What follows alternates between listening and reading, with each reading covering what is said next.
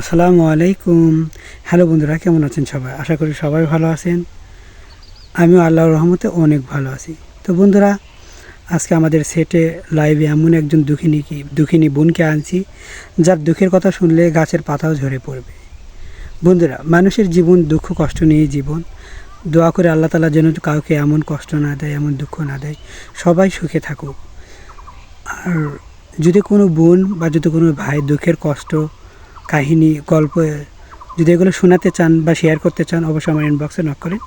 ইনশাল্লাহ অবশ্যই আমি তাকে লাইভে নিয়ে আসবো।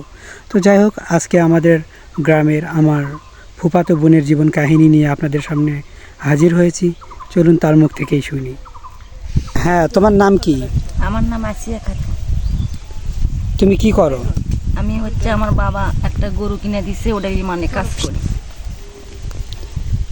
আর আমি সোল মানে দেখাশোনা করি। তো তোমার কি আগে বিয়ে হয়েছিল? হ্যাঁ, আমার বিয়ে হয়েছিল। আমার স্বামী ভাত দেয়নি, গাঁজা মদ খায়, মারধর করে, চলক মারে, আমার মারে। সেই কষ্ট না কাটা বাবার জন্যে আমি চলে যাচ্ছি। তো তোমার এখন পরিকল্পনা কি, মানে ইচ্ছা কি, কি করতে চাও? আমার যুদ্ধ একটা সোল যুদ্ধটাই মানে ইয়া করে স্কুলেতে। তুমি কি বিয়ে বসতে চাও? হ্যাঁ, বিয়ে অবশ্যই বসমো। আমার বাপ বিয়ে করছে না, আমার বাপ বিয়ে করছে। তারই মানে সৎ মাও কি দেখা পারে? সৎ মাও মানে সৎ হয়ে গেছে, ওই মানে বাপও মানে সৎ হয়ে গেছে। বাপ বিয়ে করলে কি হয়? সৎ হয়ে যায়, দুইজনই সৎ হয়ে যায়। তোমার মা মারা গেছে কতদিন হলো? মানে 3 বছর হচ্ছে। ও, 3 বছর হলে। হ্যাঁ। তো তোমার প্রথম স্বামী মানে তুমি যে বিয়ে বসলা, ভাত কেন মানে দিল না, বা তুমি কেন না, আর কিছু বলবে? আর কি বলবো ভাই, আমার দুঃখ তো তুমি তো বোঝো। আমাকে আমার বাপ বিয়ে করেছে, আমার কেউ দেখে পারে না। আমাকে কেউ বিয়ে করে, আমি একটা শোলক মানে সেই স্বামী আমাকে দেখবে, আমার শোলক দেখবে, তার সাথে আমি বিয়ে বসমু, ভালোবাসমু। আর আমি থাকতে চাই না আমার বাপের বাড়ি। আমার বাপ বিয়ে করেছে।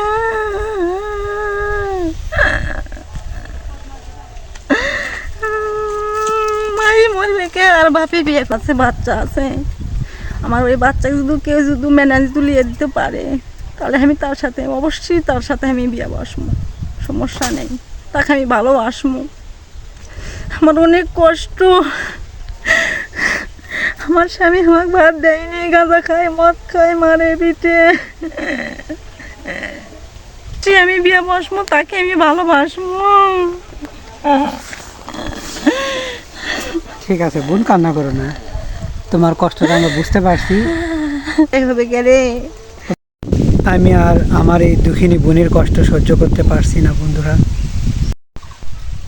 বন্ধুরা শুনলেন আমার বোন ময়নার জীবনের দুঃখের কথা, কষ্টের কথা, এবং তার জীবনে ঘটে যাওয়া মর্মান্তিক গল্পগুলো, যে তার স্বামী তাকে কিভাবে মারধর করতো, নেশা করতো। তো যেই ভাইটি, তার একটা ছেলে আছে, তার পূর্বে বিয়ে হয়েছিল, এগুলো জানার পরেও কেউ আগ্রহী হন আমার বোন ময়নাকে বিয়ে করতে। তার ছেলেকে মাদ্রাসায় পড়াবেন অথবা খরচ দিয়ে নিজের কাছে রাখবেন, লালন পালন করবেন, এবং আমার বোনকে ভরণ পোষণ দিয়ে সুখী করবেন। অবশ্যই আমরা ইনশাআল্লাহ তার সাথে আমার বোন ময়নাকে বিয়ে দিয়ে দিব। বন্ধুরা, কারো জীবনের জন্য এমন কষ্ট, দুঃখ, এই মর্মান্তিক ঘটনাগুলো না আসুক, দোয়া করে আল্লাহ তাআলা সকলকে ভালো রাখুক। তো বন্ধুরা, আজকের মতো এখানেই শেষ, বিদায় নিচ্ছে দুঃখের সাথে। সবাই ভালো থাকবেন। আল্লাহ হাফেজ। আসসালামু আলাইকুম।